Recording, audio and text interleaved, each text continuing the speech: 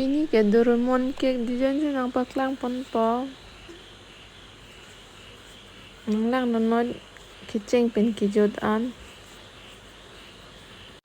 1 kg la so cake la bangke belok kata sorsi nang ki order. Non bang ke la attack di kidro lo la puasin pilap te design ke manai joy ke pamati di la ni joy ke phan kidro lo white ke blue color sipi nang lang no white color tang et pen la blue color bang kasimar ame khage monai bang anang paklang pon pedet lo a video ding ret pupumat hedi